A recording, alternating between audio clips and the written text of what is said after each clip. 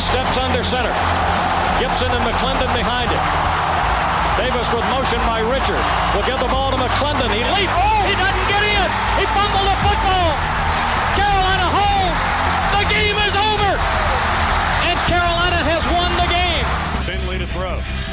Over the middle, intercepted. Wolford again.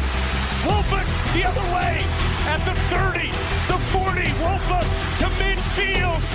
Miles Wolford with the pick. The heels on the doorstep of an enormous victory. Left side of the line. Hood standing to Williams' right. Williams gonna throw. One-on-one. Davis has it. Touchdown. Carolina wins. Carolina is the Coastal Division champion. Bernard fields it at the 26. Heading to the far side. Gio at the 35. Gio is at the 50. No, he's not. Yes, he is. Gio is going to take it for a touchdown. Are you kidding me? Connor Barth for the possible win. Snap, spot, kick away, high enough, long enough. It's good! It's good! Carolina has won the game on a 42-yard field goal by freshman Connor Barth. Good gosh, dirty! This is the Heel Tough Blog Podcast. Hey guys, and welcome to another edition of the Heel Tough Blog Podcast. It's your host, Anthony Pagnotta, as always, and tonight we are coming to you after the commitment of one of the Tar Heels' biggest recruits in program history. It's a commitment that Carolina has been lusting after for a while with a 2022 prospect and one of the best prospects in the state's history. We're going to break that down for you tonight, go completely in depth on that for you, and just talk about the excitement around the Tar Heel football program and the lasting effects that this could have going forward. And we welcome in our recruiting analyst, Zack Hubbard. And Zack, this is a good day for Tar Heel fans. A lot of people, were wondering at some points during this recruitment of the five-star Travis Shaw as to whether or not Carolina was really, going to be able to pull this one out. But they did everything that they could, especially late in the month of June, to turn this recruitment that was, at the time, in the favor of the Clemson Tigers. And now, as we sit here on August 21st, the Tar Heels have a commitment from one of the top 5 players in the class of 2022. Yeah, absolutely. As we've mentioned numerous times, this is really the big one. There's a couple guys in the mix, obviously, in the 2022 class. Zach Rice as another 5-star that we've mentioned. In the past, Dalen Everett would probably be in contention there as well. But really, as a top 5 player from inside your home state, it's really hard to get bigger, both literally and figuratively, than Travis Shaw. When we discussed North Carolina recruiting, really on multiple occasions, we speak first and foremost about the success that North Carolina has had in-state as compared to past years, specifically when recruiting against other in-state teams such as NC State, Duke, Wake, teams of that nature. North Carolina has really had their pick of the litter as compared to those schools.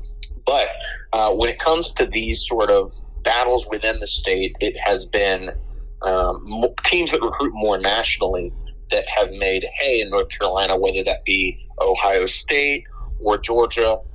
But first and foremost, it's got to be Clemson. Clemson has really been the thorn in the side of North Carolina on the recruiting trail in state for the longest time. We've seen that numerous times here in recent years, specifically under the Mac Brown tenure. And before, you'd mentioned names that Tar Heel fans would know, like Dexter Lawrence, like Trenton Simpson. And these were all recruitments in which North Carolina felt good at one point or the other. Maybe not felt that they were in the pole position for some of those, but that Clemson eventually got the best of. And this was another one early on where that same thought was at the forefront, that Clemson is local enough to have that appeal, but it is a program that is continuously going to the playoff, has won several national championships over the past 5, 6, 7 years. So there was kind of this assumption that Clemson would eventually win this out, even despite the pursuit of North Carolina. But as we saw here today from his recruitment, this is one in which the staff continuously poured in that effort, poured in, these relationships that have been built, not only with area recruiter Lonnie Galloway, position coach Tim Cross, but with the head coach himself, Mac Brown. And you see it pay off here today in a big way, sort of in a almost breakthrough recruiting win for the Tar Heels. That's the way you got to put it. I mean, there are few guys that, as it was reported today, could call up Mac Brown, announce that he was committing, and have Mac Brown apparently cry on the other end of the phone. And, look, you could say whatever you want. That is just shows how huge this was for Carolina. And one of the biggest steps to getting to where the Tar Heels want to go, which seems like they want to get into contention as a playoff contender year in and year out, is you've got to be able to do it on the recruiting trail. And so far, that area has been checked. Now it's about converting what they've gotten onto the recruiting trail into success in games going forward over the next couple of years. And it starts this year. But this one, I think, is another significant step forward for Carolina. And it's like you mentioned, mainly against Clemson. That was a team that had for so long just seemed like every time that Carolina had a chance to land one of those in-state guys, they came in, popped an offer on them, and guys would pretty much immediately put Clemson as the leader. Carolina would pretty much have to fight from behind if there was a race still left to be ran. And that now it seems like it's a much different case. Clemson was the favorite in this recruitment for a while, but Carolina fought their way back in this one. And, you could say, well, he's got a relationship with Miles Murphy, who's currently committed to the team. It's, closer in vicinity than Clemson is. But you look at some of those guys that you mentioned, and primarily Dexter Lawrence, a guy that was from, the Wake Forest in the Triangle area. He convenience-wise, Carolina would have been much closer, but he ended up going to Clemson because, he felt like it was a better opportunity. And there have been other guys that have said things like that over the past, couple of years that still made you wonder whether or not Carolina would be able to get the job done. I think a lot of people were really, really worried about, Carolina still having to take a couple more years to sort of get that big win over Clemson when they missed out on Dalen Everett earlier this year. And at that time, of course, Carolina was, in solid standing with Travis Shaw, but it feels like a lot of people were a little bit concerned about the fact that Shaw hadn't committed almost, pretty much right after he had come to Carolina, just because of all the momentum that the Tar Heels had with him not committing. That allowed some of the other teams that were still in the race for him, like Clemson and Georgia, to potentially make another push. So there was a lot of concern with that. And then, of course, with Andre Green Jr., who Carolina looked to be in the driver's seat for the longest time. And then he ends up getting a Clemson offer that kind of, makes him hesitate a little bit.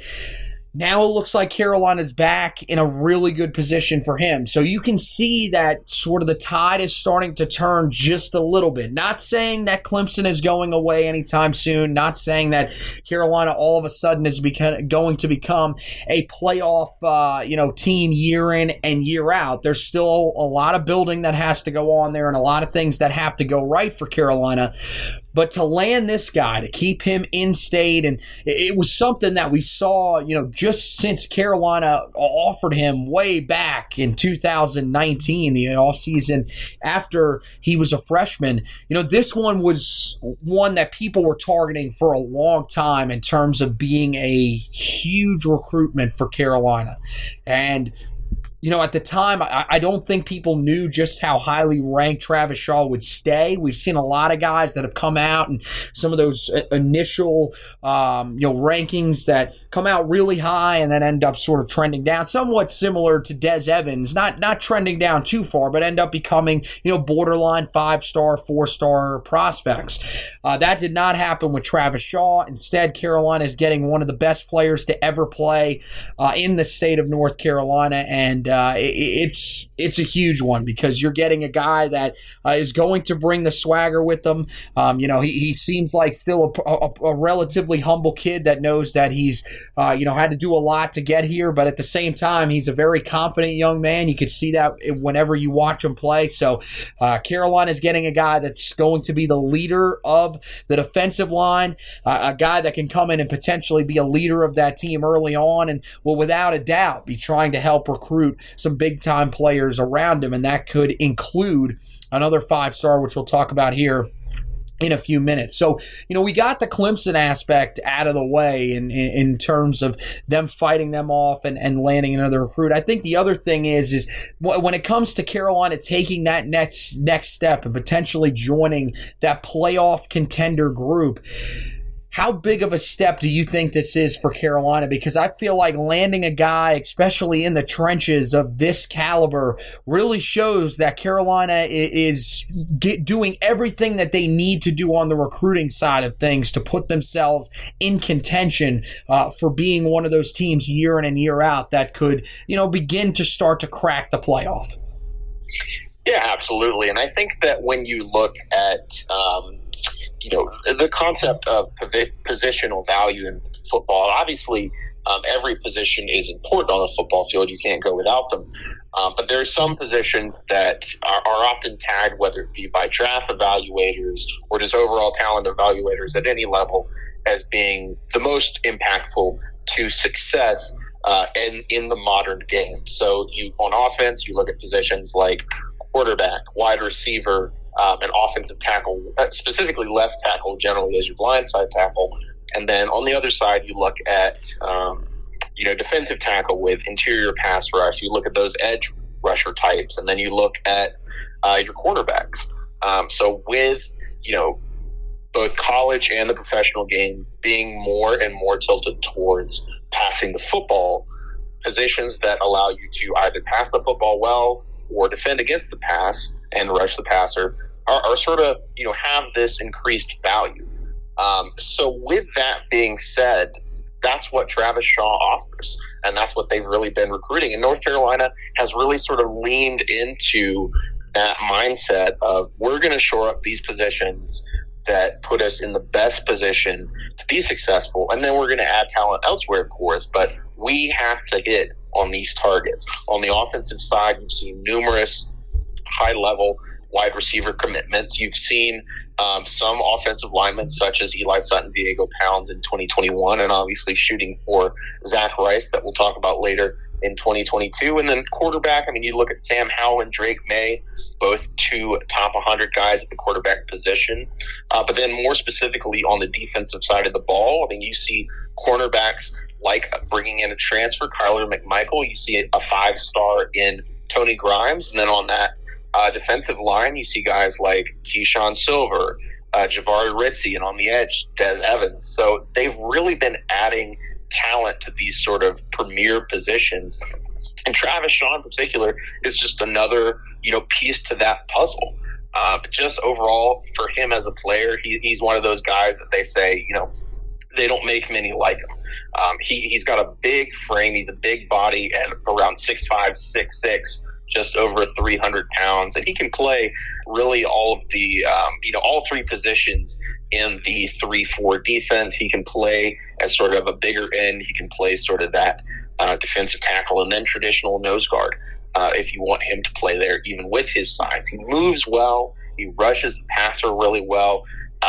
He gets after guys in space. He's got a big motor. There's a reason that he's a top 5 prospect in the country, and he's a guy that's going to be an early impact guy as well. So there's sort of that aspect of, building at these positions that are going to put you in the best chance to be successful immediately. But like we've mentioned before, getting a guy of this caliber, this is something that other recruits notice, whether that be in 2022 or beyond. Recruits like to go to places with other good players because it gives them someone to compete against. The iron sharpens iron. Well, that's true in most situations. You can see it really in any sort of competitive aspect, that you get better when you're going up against other, high caliber individuals. And it's something that we've mentioned before where, if a guy sees a player of that caliber that they know can go wherever they want, that had 20, 30 offers, and they choose North Carolina, well, it makes you give North Carolina or any other school in that example a second look. It makes you, if you didn't have if you were just sort of neutral on them or even had a negative view, it makes you sort of look at them in a different light. It makes you say, hey, maybe this guy's seeing something that I'm not seeing. So I think that it's big, not only on the field, but in, continuation on the recruiting trail. Having success such as this begets more success down the line. Yeah, and look, I mean, you talked about, the fact that he's sort of that complete guy that can sort of play the three different positions. But I think, at his size, he probably is the guy that projects into that nose tackle position. And that's the one area where Carolina is kind of still looking for guys on this defensive line in terms of the talent that they've already added. They have some guys there that are talented, guys that have grown in the system so far, like Ray Velasic, guys that they valued highly, but were maybe not quite as highly ranked as some of the guys that they have on the edges or at the 4-eye defensive end spots, like Clyde Pinder Jr. So Carolina is still looking for, that guy in the middle of their defense that can be sort of that two-gap run defender, but at the same time can get after the quarterback. And that's the thing that you like when you watch Travis Shaw play. You mentioned the high motor. He takes on a lot of double teams. It's something that he's had to deal with pretty much throughout his entire career at the high school level, but he's not somebody that just kind of gives up on plays because of that. He's, a guy that always seems to play with the most intensity that he can. That was witnessed by the fact that he played most of last year's playoff run with an injured shoulder, had surgery on it in the offseason. That's why he's currently not playing to start his senior season at Grimsley High School this year. Of course, with the last season being back in the spring of this year, not back in the fall of last year. He has the nice mix of technical pass rushing ability with the violence, so he kind of uses that to his advantage. Has a really good release off the line of scrimmage, so he's a guy that's going to put slower offensive guards and centers in really tough positions. And even still, I mean, with a quick get off on the inside, the interior of the defensive line, he's a guy that's always going to cause problems, because that's something that you always love to see down there from some of those big guys. And really smart player as well. He's a guy that won't get out of position very often. He knows where he needs to be and does what he needs to do without getting out of position too often. And he combines that with the athleticism. You talked about it.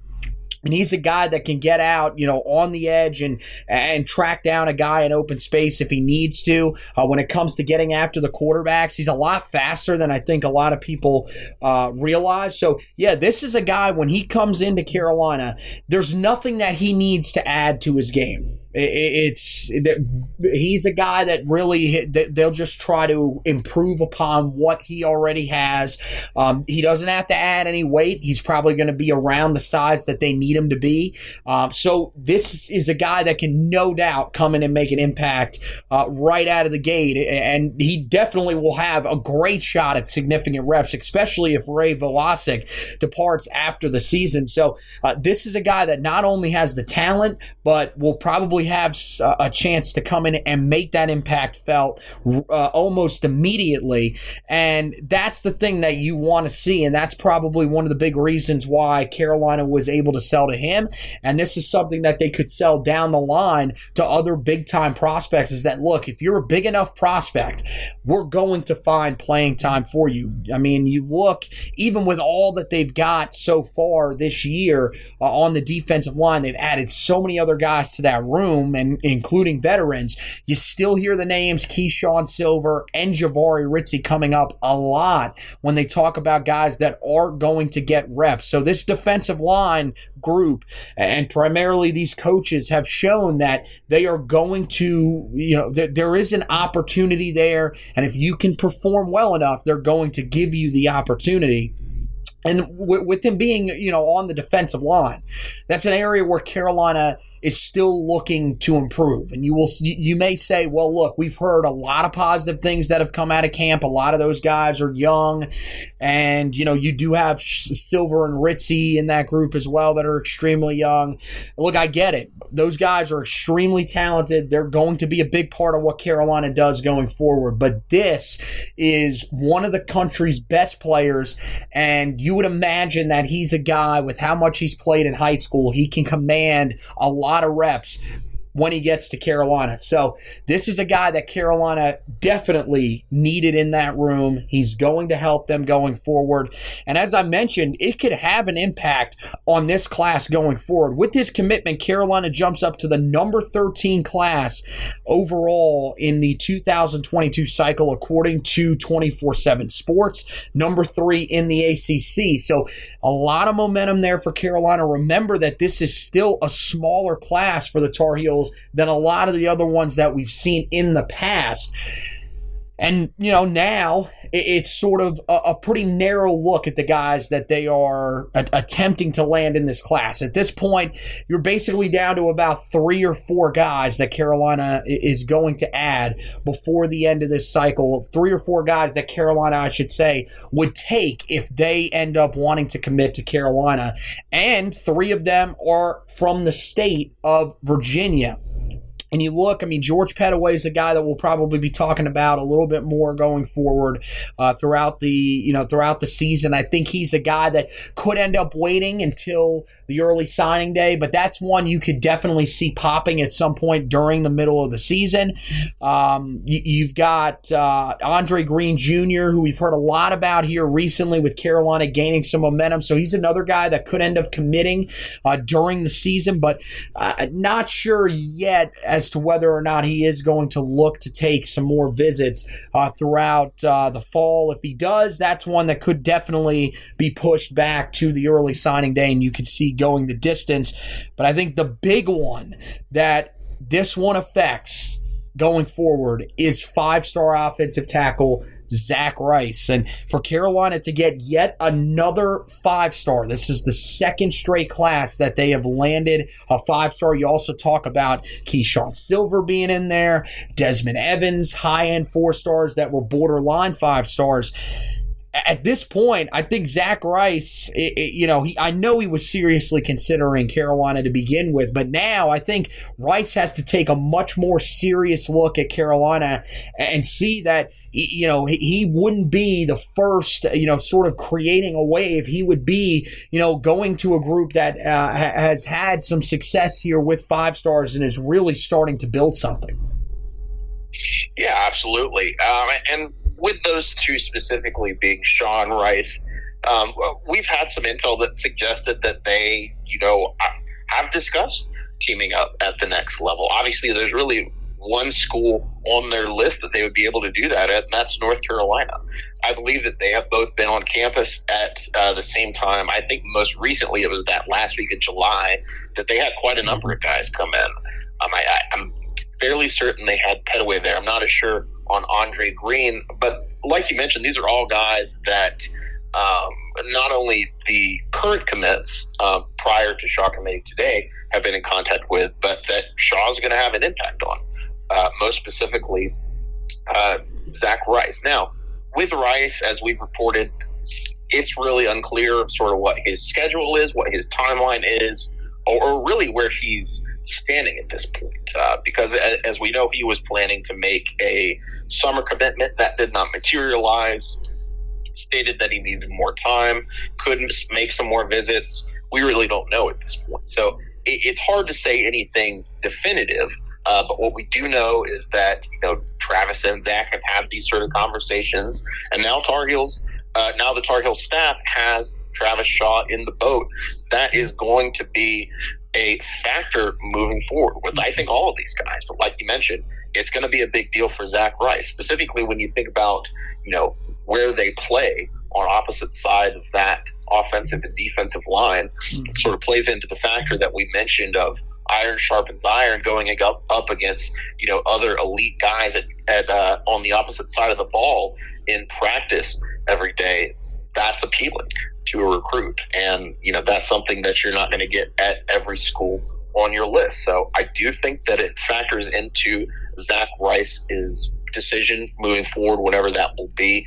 But I do think that we're going to need some more information from him in terms of a timeline or what visits he might look to take before we can say anything definitive about what the true impact's going to be here.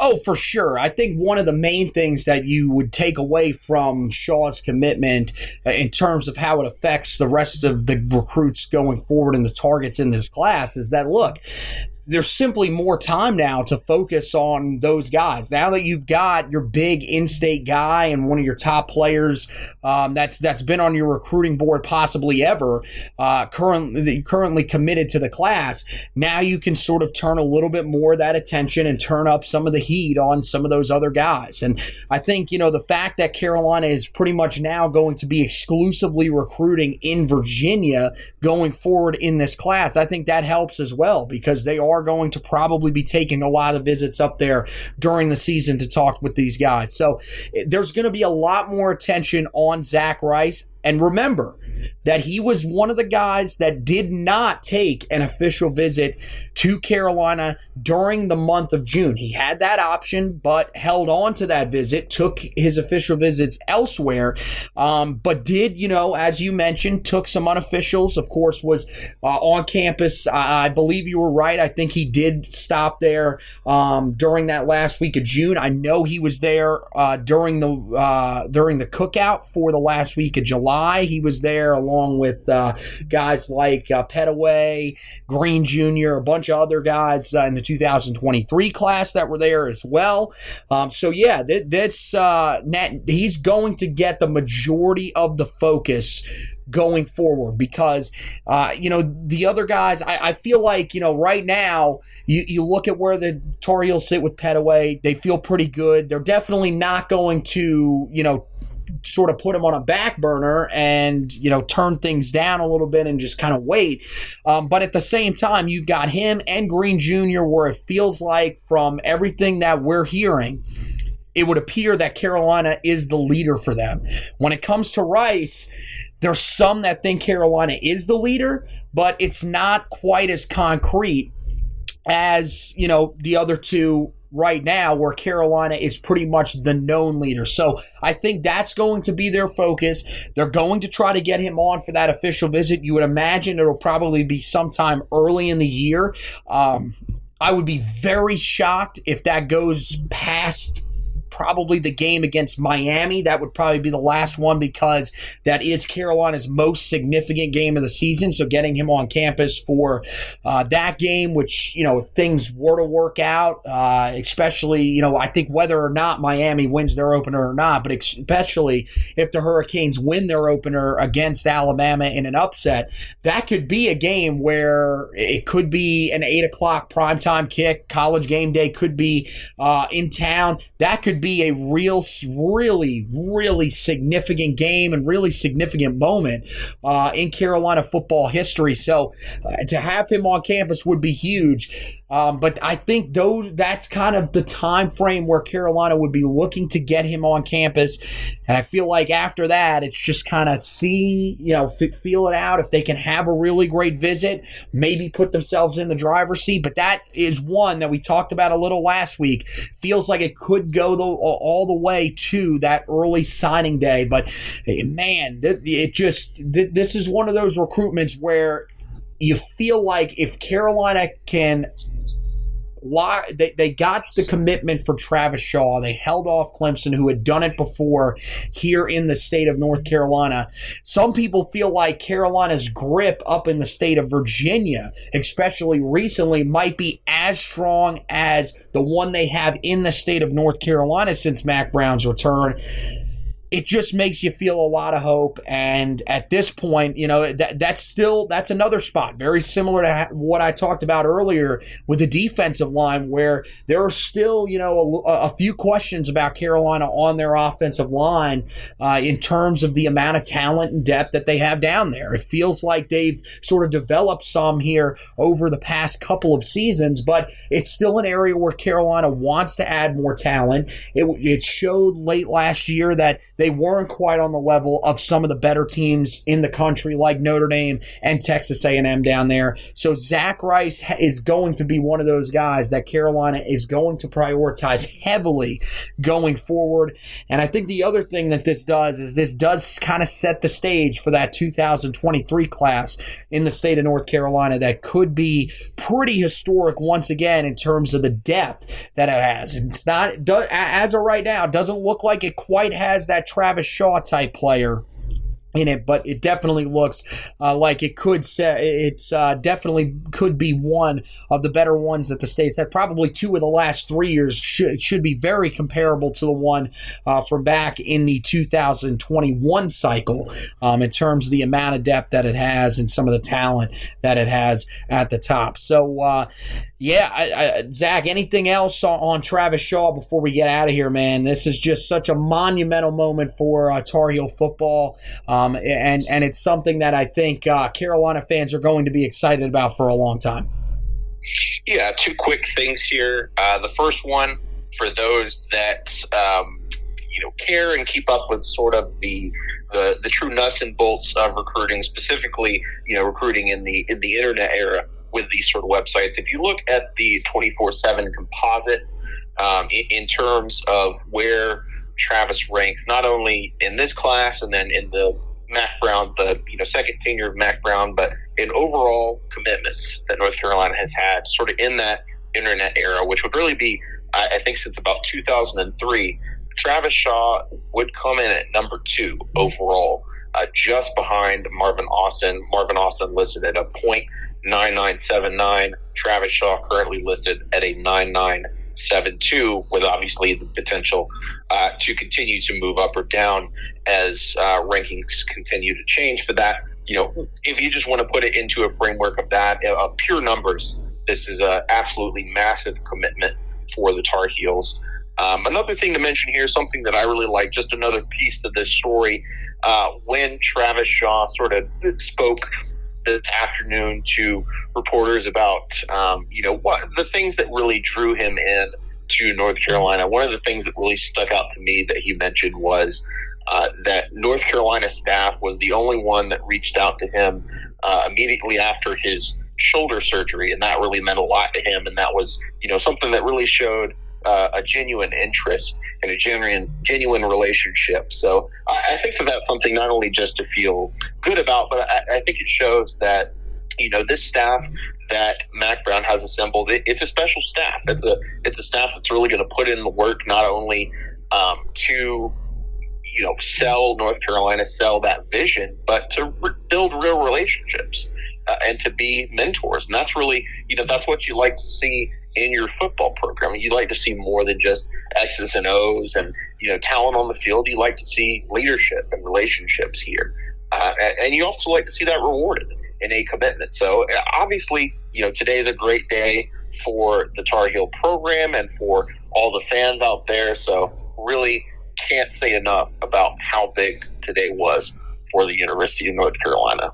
Mack Brown just continues to prove himself on the recruiting trail to any of the doubters that are still out there, and Carolina making a big statement today to the rest of the country that if they weren't already recognizing the fact that Carolina was making some waves on the recruiting trail, they have no choice but to now. We have you covered on the website, HeelToughBlog.com. We got a breakdown of Travis Shaw's commitment. Make sure you guys go there and check that out. We've got even more in depth when it comes to talking about the stuff we just talked about, including, how important it was for Carolina to land this commitment in this class, to beat out Clemson, what Travis Shaw brings to the table in terms of his playing style and everything that'll be in the middle of this defense potentially, or maybe at one of those 4-eye positions. And then, he even talks about some of the accolades that he's already racked up in his career ahead of his senior season at Grimsley High School as he looks to try to lead them to another state title. This is just one of the most complete players that Carolina has ever landed on the recruiting trail, and we have you covered and a breakdown of exactly what he's going to bring to campus when he arrives next year, next offseason, probably you would project as an early enrollee as he tries to make as many waves as he possibly can as one of the biggest stars that Carolina is going to have coming in program history. Also got you covered on the website as we get closer and closer to the start of the upcoming season for the Tar Heels. The 2021 season kicks off in just under 2 weeks now. So you guys want to check out all the stuff that we've got on the website for you. This is going to be a big week coming up in terms of all the stuff that we're going to have coming out for you guys to take a look at. We'll have the breakout candidates, the bold predictions, all that stuff. We've got an article coming out that looks at all the awards that the guys were landed on the watch list for this year. We tell you which of those awards Carolina has the best chance of taking home as the season progresses. We'll also go through on the podcast side of things. We've already done, a lot of those, the breakout candidates, bold predictions already up. You guys can go back and check that out, but we are going to go through, do our official predictions for the upcoming season. So guys won't want to miss that. And then of course we'll have you prepared on the, on game week, podcast side of things. We'll have, the preview, same thing on the website side of things. So we'll have that preview up for you guys as well before the team heads to Blacksburg. And then on the back end of it, we will have the recap, stock report, and trench report on the site. And then for the podcast side of things, we'll have the recap podcast that we'll do for you. And once again, that'll be how we'll do it throughout the season going forward.